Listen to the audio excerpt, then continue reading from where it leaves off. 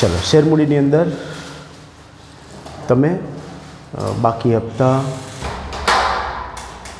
પછી અગાઉથી મળેલા બાકી હપ્તા જોયેલા છે, આ સિવાય વધારાની અરજી મળેલી છે એ જોયેલી છે, અગાઉથી મળેલો હપ્તો, આ બધા શબ્દો ધીમે ધીમે આપણે જોતા જઈશું. આજે જોઈએ છીએ શબ્દ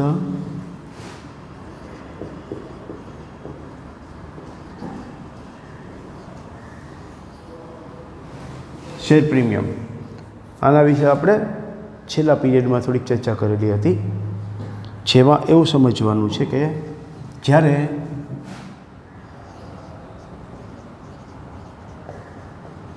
શેરના ભાવ બજારમાં ખૂબ વધુ હોય,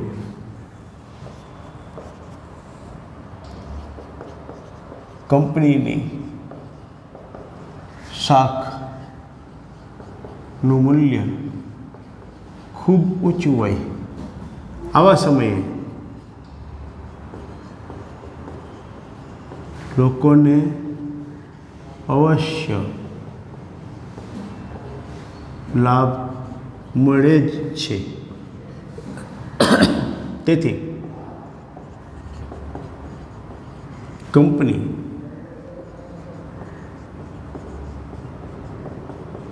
થોડો લાભ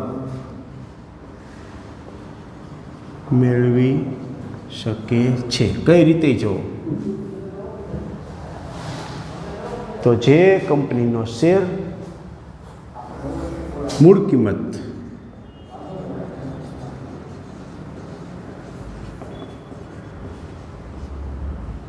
માની લો 100 રૂપિયાની છે અને આ જ શેર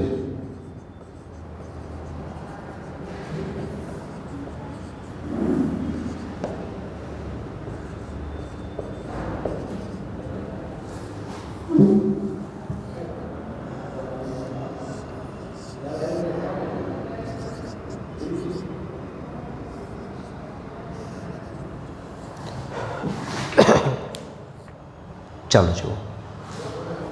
સૌથી પહેલાં એવું સમજો કે કંપની જેટલી શેર મૂડી બહાર પાડવા માટે સરકાર પાસેથી સત્તા મેળવશે એને કહેવાશે સત્તાવાર મૂડી.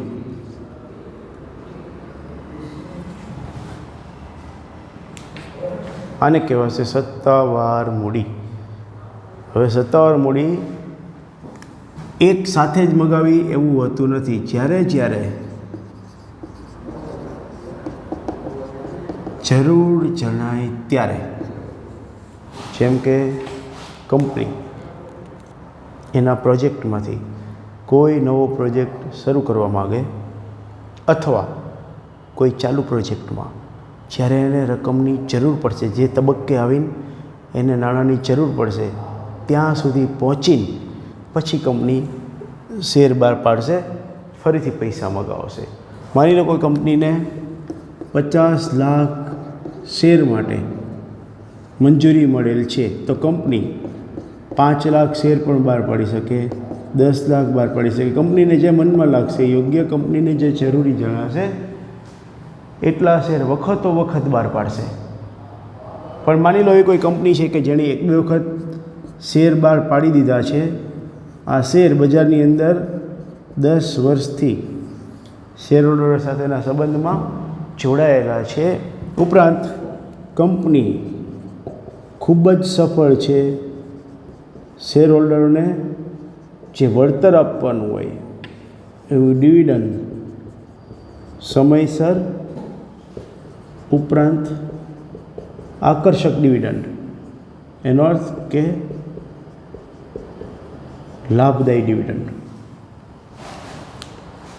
સરખામણી કરતાં બીજી જે કંપનીઓ એના જેવી હશે એના કરતાં પ્રમાણમાં સારું ડિવિડન્ડ, એટલે શેર હોલ્ડરોને યોગ્ય વળતર મળતું હશે તો શેર હોલ્ડરો આ કંપનીમાં પૈસા રોકવા માટે હંમેશા તત્પર રહેવાના. કારણ કે કંપની પાસે ઘણા બધા સારા પાસાઓ છે.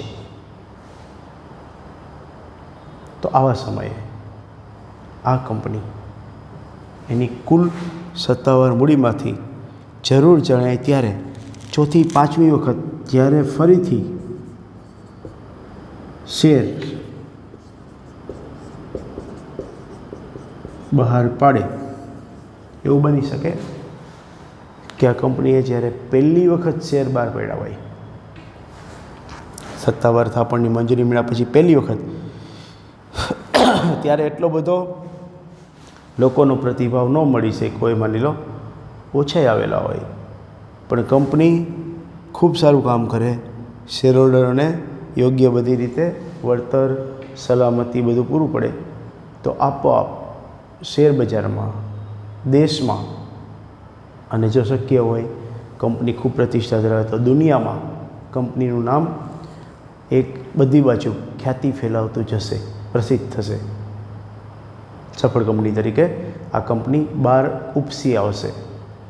જો આવી કંપની હવે બીજી વખત શેર બહાર પાડશે તો પહેલા વખત કરતાં એને વધુ લાભ મળશે. એનો અર્થ કે અનેક શેર હોલ્ડરો એની અંદર ઘણી બધી અરજી કરશે અને એક પોઈન્ટ આપણે જે શીખેલા હતા કે વધુ અરજી આવે,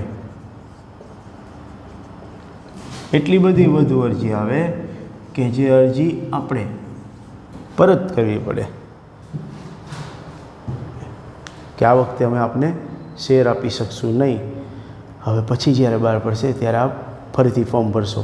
આવા વિનમ્ર સુંદર વાક્યોમાં કંપની ના પાડશે કે હવે અમારી પાસે તમારા પૈસા રોકવા માટેનું જોગવાઈ નથી, મતલબ અમારી સત્તાવાર થાપણ અમે જે શેર મગાવેલા છે એની સંખ્યા પરિપૂર્ણ થાય છે, એટલે હવે અત્યારે શેર વધારાના રાખી શકશે નહીં. આવી સ્થિતિએ પણ કંપની આવી જાય જ્યારે કંપની ખૂબ જ સફળ હોય. હવે એનાથી ઉપર જ્યારે કંપની હજી આ જ કંપની ફરીથી શેર બહાર પાડે, એ વચ્ચે શું બને જો બહુ સારી કંપની હોવાથી શેરના ભાવ, એની લેવેચ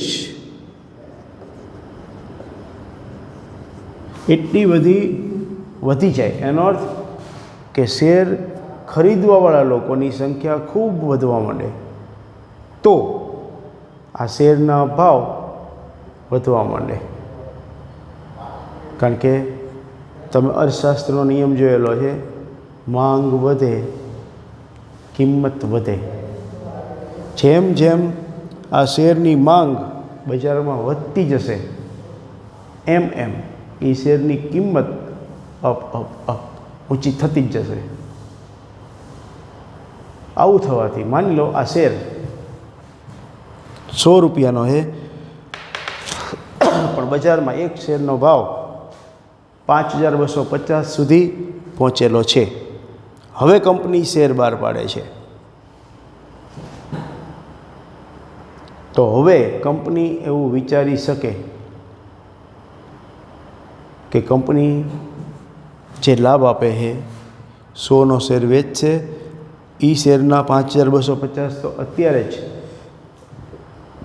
શેર હોલ્ડરોને મળી જ શકે છે, અને ખરેખર 100 રૂપિયાના 5250 જેવા શેર હોલ્ડર અરજી કરશે અને એને અરજી લાગશે, એનો અર્થ કે એની અરજી મંજૂર થશે, અને આ શેર પૂરા લઈને જો એ વેચી દેશે તો એને એક શેરના 100% આની આસપાસ 5000 આસપાસ મળવાના જ છે.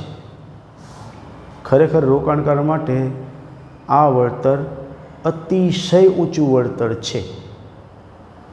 જો 100 રૂપિયાના 1000 રૂપિયા મળતા હોત તો પણ શેર હોલ્ડરો આવા શેર આનંદપૂર્વક ખરીદે જ, કારણ કે 100 રૂપિયાનો શેર લેવામાં આવશે એના 10 ગણા, એનો અર્થ કે 1000 રૂપિયાને મળશે. તો જ્યારે 5000 જેવી રકમ હોય છે તો કંપની પણ નિયમોને આધીન રહીને બ્લેકમેલ પ્રીમિયમ નહીં, 5000 રૂપિયાનો ભાવ છે તો કંપની 4000માં વેચી દે તોય માણસો લઈ શકે. જો વિચારો, કારણ કે 4000 રૂપિયાનો શેર એક વ્યક્તિ લેશે બીજે દિવસે જ્યારે વેચશે ત્યારે 4,000 ઉપર એને વધારાના 1,250 એટલે કુલ 5,250 મળશે. તો 4,000 સામે 5,250 આમ ગણો તો પણ ખોટા નથી, પરંતુ કંપની 100 રૂપિયાના 4,000 લઈ શકશે નહીં, કારણ કે 40 ગણા ભાવ થયા. એટલે સરકારી નિયમોને આધીન કંપનીના જે રૂલ્સ હોય એના મુજબ આપણી પાસે રકમમાં આપણને તૈયાર આપી દેશે. એટલે આપણે રૂલ્સને વિચારવાની જરૂર નથી. પણ હું એવું કહું છું કે કંપની ખૂબ ઊંચી કિંમત નહીં લઈ શકે. પ્રીમિયમ કંપની ધારશે કે મારા શેર તો પ્રીમિયમવાળા છે. પ્રીમિયમનો અર્થ લક્ઝરિયસ એટલે થોડું સારું, પ્રીમિયમ એટલે ખૂબ જ ઉમદા. જો આ શેર ખૂબ જ ઉચ્ચ પ્રકારના ભાવના એની રેન્જમાં બેસેલા હોય તો કંપની પોતે પણ 100 રૂપિયાના 500 રૂપિયા તો લઈ શકે, કારણ કે ખરીદવાવાળા શેર હોલ્ડરને 500 રૂપિયા સામે 5,000 ઉપરની રકમ મળવાની થાય છે. તો જ્યારે કંપની આવું કરશે ત્યારે કંપની 100ની મૂળ કિંમતનો શેર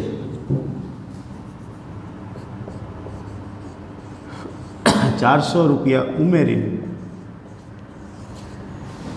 એક શેર 500 રૂપિયામાં વેચશે, બરાબર કે બજારમાં બહાર પાડશે. તો આવા સમયે જે વધારાના 400 રૂપિયા કંપની મેળવે છે એ કંપની માટે આવક બને છે, જેને શેર પ્રીમિયમ અથવા જામીનગીરી પ્રીમિયમ, ટૂંકમાં કંપની માટેની આવક. ફક્ત આવક ન બોલીએ તો કંપની માટેની મૂડી આવક. કારણ કે તમે 11મા ધોરણમાં આવક ખર્ચના પ્રકારો જોયેલા છે, જેમાં મહેસૂલી અને મૂડી બે પ્રકારના આવક ખર્ચ હોય છે. ખર્ચ હશે તો એમાં મહેસૂલી ખર્ચ અને મૂડી ખર્ચ. આવક હશે તો એમાં મહેસૂલી આવક, મૂડી આવક.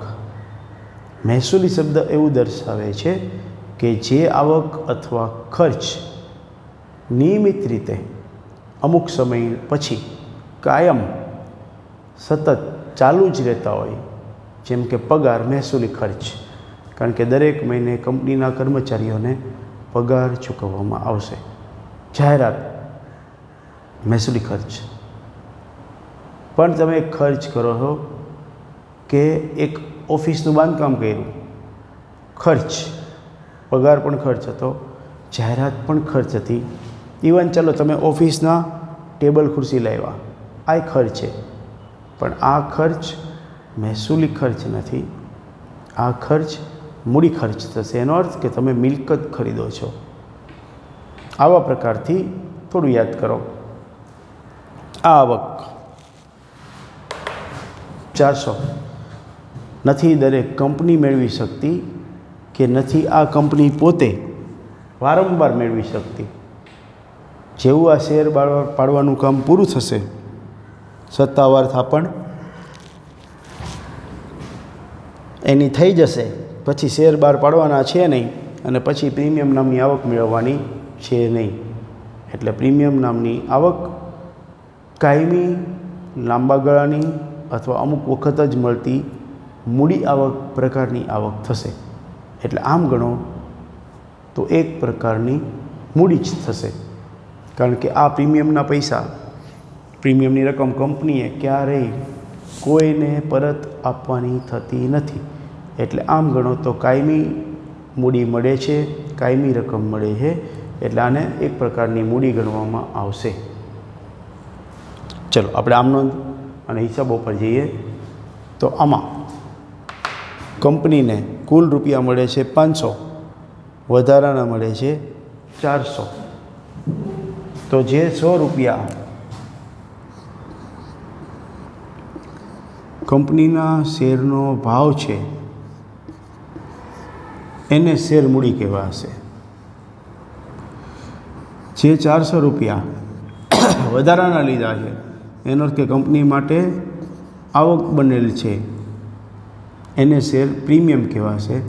મૂડી હંમેશા જમા થવાની ઉપરાંત પ્રીમિયમ મૂડી આવક હોવાથી જમા રહેવાનું. આમ ગણો તો શેર મૂડી અને શેર પ્રીમિયમ એક જ પ્રકારના ખાતાઓ થાય છે. જો મૂડી અને મૂડીની જેવું જ મૂડીની સાથે જ ક્યારેક ક્યારેક વધારાની મળતી મૂડી જે તમે પ્રીમિયમના નામથી શબ્દ એ વાપરીને તમે એને જમા કરશો, એનું ખાતું પાડશો અને લોકો પાસેથી પૈસા મગાવી શકશો. એટલે યાદ રાખવા માટે એવું રાખો કે મૂડી અને પ્રીમિયમ બંને ખાતાઓ એક સરખા પ્રકારના છે. એનો અર્થ જ્યારે મૂડી જમા થશે ત્યારે પ્રીમિયમ પણ એની સાથે જ હિસાબ મુજબ જે હપ્તામાં હશે તેમાં જમા થશે. કારણ કે આ બે ખાતા મિત્રભાવથી એકબીજાને અનુસરે છે. જેમ કે પ્રીમિયમ અને મૂડી બેયની તાસીર સરખી. લોકો પાસેથી પૈસા આવે, કંપનીને પૈસા મળે જે કંપનીએ ક્યારેય પાછા આપવાના નહીં, કંપનીમાં કાયમ માટે આ રકમ રહેશે. જો આ બધી તાસીર, આ બધા લક્ષણો મૂડીને પણ લાગુ પડશે, પ્રીમિયમને પણ લાગુ પડશે. આનો અર્થ એવો થાય છે કે જે નોંધ, જેટલામાં ક્રમની નોંધ, જે અસરની નોંધ મૂડીની થશે એ જ અસર એ જ ક્રમમાં મૂડીની સાથે જ મૂડીને સ્પર્શીને, મતલબ મૂડીની પછી તરત જ મૂડી અને પ્રીમિયમની વચ્ચે કંઈક બીજું ઘૂસી ગયું આવું નહીં. મૂડી અને પ્રીમિયમ બે સાથે જ રહેવાવાળા એક જ સરખી તાસીર ધરાવતા બે ખાતા થશે કે જે બે હંમેશા હવેથી તમારા દરેક દાખલામાં એક સાથે જ રહેશે. એટલે પહેલા દિવસથી જ, પહેલી રકમથી જ, પહેલી સમજણથી જ આવું યાદ રાખવાનું શરૂ કરો કે મૂડી અને પ્રીમિયમ હંમેશા એક સાથે રહેતા ખાતા છે, એક જ તાસીરના. એનો અર્થ કે મૂડીની સાથે જ પ્રીમિયમની મૂડી જેવીને જેવી જ અસર થશે. મૂડી જમા, પ્રીમિયમ જમા. જ્યારે મૂડીની જે કંઈ રકમની અસર થવાની એ જ અસર પ્રીમિયમની કરવામાં આવશે. એટલે પ્રીમિયમ કંપની માટે થઈ ગયું એક પ્રકારનું આવક. હવે એની નોંધ કઈ રીતે થશે, એની રકમમાં શું આપેલું હોય, આ બધી વસ્તુ જોવાની. પણ એની પહેલાં સૌથી મુખ્ય વસ્તુ કે મૂડી અને પ્રીમિયમ સાથે રહેશે. એનો અર્થ મૂડી અને પ્રીમિયમ કઈ રીતે સાથે રહી શકે અને કઈ કઈ આમનોંધમાં આવી શકે આ વિચારો. તો શેર મૂડીની 4 હપ્તાની કુલ 8 આમનોંધ થાય છે. અરજીની 2, મંજૂરીની 2, પ્રથમ હપ્તાની 2, આખર હપ્તાની 2, કુલ આમનોંધ 8. એ 8 આમનોંધની અંદર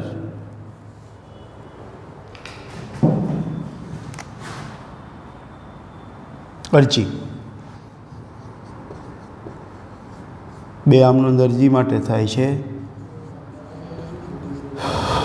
2 આમનોંધ મંજૂરી માટે,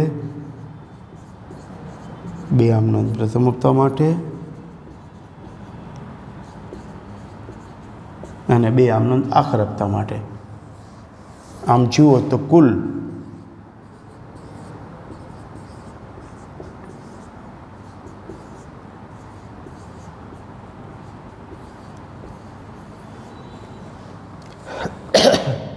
પહેલી આમનોંધ હતી બેંક ખાતે ઉધાર તે ઇક્વિટી શેર અરજી ખાતે જમા. બીજી આમ નોંધ હતી ઇક્વિટી શેરની અરજી ખાતે ઉધાર, તે ઇક્વિટી શેરની મૂડી ખાતે જમા. ત્રીજી આમ નોંધ હતી મંજૂરી ખાતે ઉધાર,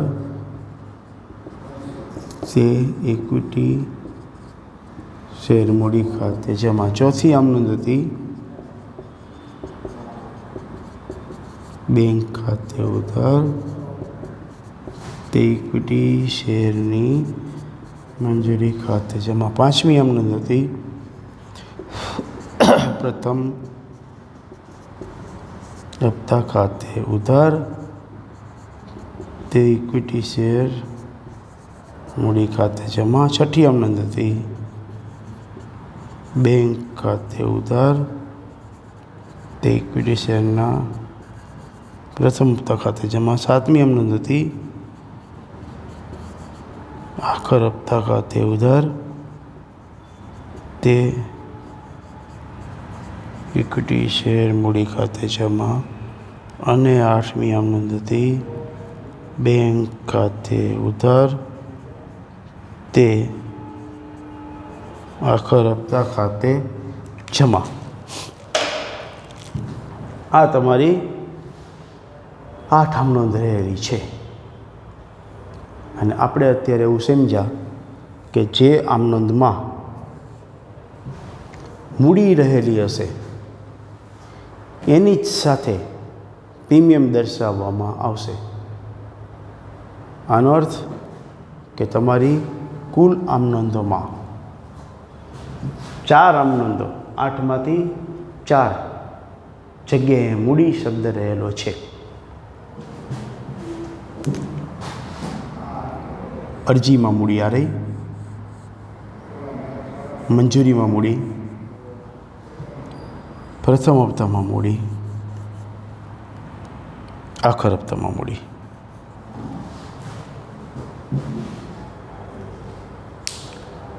આ હપ્તાઓમાં 100 રૂપિયાનો શેર હશે તેના 4 ઇન્સ્ટોલમેન્ટ, 4 હપ્તામાં ભાગ પાડેલા હશે, જેમાં અમુક રકમ અરજી સાથે, અમુક રકમ મંજૂરી સાથે, અમુક રકમ પ્રથમ હપ્તા સાથે, અમુક રકમ આખર હપ્તા સાથે. આવું થઈને કુલ શેરની રકમ 100 રૂપિયા મગાવવામાં આવશે. મૂડી મૂડી મૂડી અને મૂડી 4 વખત 25 મગાવી શકે, 10 20 30 40 મગાવી શકે, 25 30 અહીંયા 20 અહીંયા 25, કોઈ પણ રીતે મૂળ 100 રૂપિયા મગાવી શકશે. એની સાથે જો કંપની પ્રીમિયમ પણ મગાવે અને એવું નક્કી કરે કે દરેક હપ્તામાં 100 રૂપિયા પ્રીમિયમ, તો જેટલી વખત મૂડી શબ્દ લખેલો છે એની નીચે એની સાથે તે જામીનગીરી અથવા શેરનું પ્રીમિયમ જમા એક અહીંયા થશે. જ્યાં મૂડી છે ત્યાં ખાસ શબ્દ પ્રીમિયમ.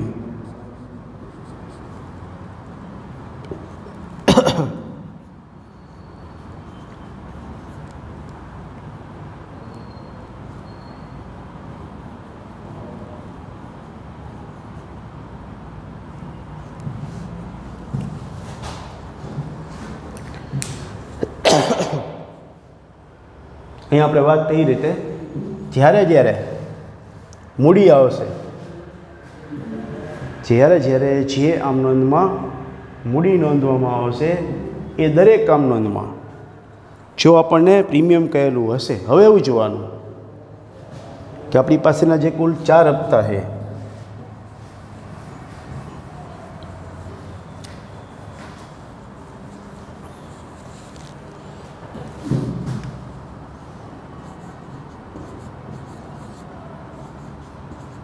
અરજી, મંજૂરી, પ્રથમ હપ્તો અને આખર હપ્તો. 100 રૂપિયાનો શેર જેના અરજી વખતે 10, 20, 30 અને 40 કુલ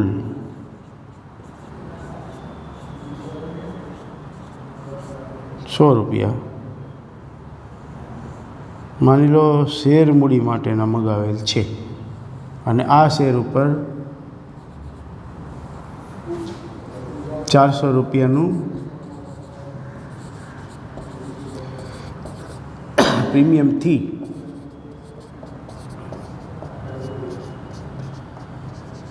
બહાર પાડેલા છે. તો પહેલી વખતમાં 10 રૂપિયાની શેર મૂડી તથા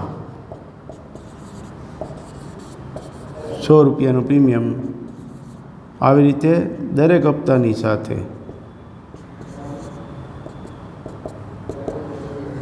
જો 100 રૂપિયાનું પ્રીમિયમ મગાવશે તો અરજી વખતે મૂડી 10 રૂપિયાના હિસાબથી જેટલા શેર હશે એ જમા થશે, તો પ્રીમિયમ 100 રૂપિયાના હિસાબથી જમા થશે. મંજૂરીમાં મૂડી 20 રૂપિયાના હિસાબથી જમા થશે, પ્રીમિયમ ફરીથી 100 રૂપિયાના હિસાબથી જમા થશે. આવું જ પ્રથમ હપ્તામાં, આવું જ આખર હપ્તામાં મૂડી 30 રૂપિયાની જમા થશે, પ્રીમિયમ 100, મૂડી 40 રૂપિયા જમા થશે, પ્રીમિયમ 100. આવું થવાથી 10 અને 20 30 અને 30 60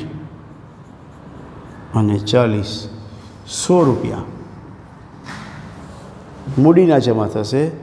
એની સાથે સાથે દરેક હપ્તામાં 100 100 100 અને 100 લેખે 400 રૂપિયા પ્રીમિયમના જમા થશે. તો અત્યારે આપણે લખેલી દરેક આમનોંધ જ્યાં જ્યાં મૂડી છે એ જગ્યાએ પ્રીમિયમ આવશે. પરંતુ જો કંપની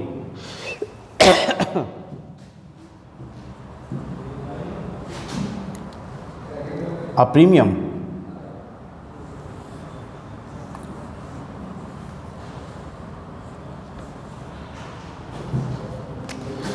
₹200 અને ₹200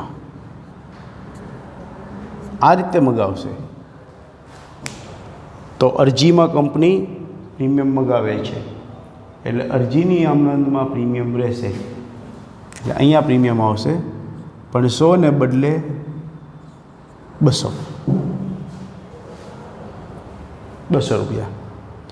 મંજૂરીમાં પ્રીમિયમ નથી, એનો અર્થ કે મંજૂરીની આમનોંધ જ્યાં લખેલી છે એની અંદરથી આ પ્રીમિયમ નીકળી જશે, કારણ કે મંજૂરીમાં પ્રીમિયમ નથી. પ્રથમ હપ્તામાં પ્રીમિયમ છે, તો પ્રથમ હપ્તાની આમનોંધમાં 100ની જગ્યાએ 200 રૂપિયા પ્રીમિયમ રહેશે. આખર હપ્તામાં પ્રીમિયમ નથી, આખર હપ્તામાંથી પ્રીમિયમ નીકળી જશે. આમ જુઓ તો મૂડીની સાથે મંજૂરી, પ્રથમ હપ્તો, આખર હપ્તો, અરજી, જે જગ્યાએ પ્રીમિયમ મળેલું હશે એ જગ્યાએ પ્રીમિયમની આમનોંધ થશે. જે હપ્તામાં પ્રીમિયમ નથી ત્યાં પ્રીમિયમ શબ્દ આમનોંધમાં લખવામાં આવશે નહીં. એ આમનોંધ આપણી સાદી થઈ જવાની. મંજૂરી ખાતે ઉધાર તે ઇક્વિટી શેર મૂડી ખાતે જમા. જો પ્રીમિયમવાળી આમનોંધ હોય તો મંજૂરી ખાતે ઉધાર તે ઇક્વિટી શેર મૂડી ખાતે જમા, તે જામીનગીરી શેરના પ્રીમિયમ ખાતે જમા. આ રીતથી આપણે આમનોંધ લખવાની થાય. હવેના પીરિયડમાં આ પ્રીમિયમ વિશેના દાખલાની રકમ જોઈને એના માટેની આમનોંધ લખશું. યાદ રાખી લો, આજે તમે એક નવો પોઈન્ટ શીખ્યા, જેમાં અગાઉ બાકી હપ્તાઓ ત્રણેયમાં મંજૂરી, પ્રથમ હપ્તો, આખર હપ્તોમાં ઉપરાંત શીખ્યા વધારાની અરજી મળે તો શું કરવાનું, ઓછી અરજી મળે તો શું કરવાનું. હવે શીખેલા છીએ શેરની મૂળ રકમ કરતાં જો વધારાની રકમ કંપનીને મળશે, કંપની એવી રકમ લેશે, કંપની એવી પ્રતિષ્ઠા ધરાવતી હશે તો એને કહેવાશે જામીનગીરીનું પ્રીમિયમ. પ્રીમિયમ કંપની માટે આવક અને મૂડી આવક પ્રકારની આવક બનશે. ચલો, આજના પીરિયડમાં અહીં સુધીનું શીખીએ. વધુ આવતા પીરિયડમાં, હવેના પીરિયડમાં તમે પ્રીમિયમવાળો દાખલો ગણશો. હાલમાં આટલું જ. જય હિન્દ.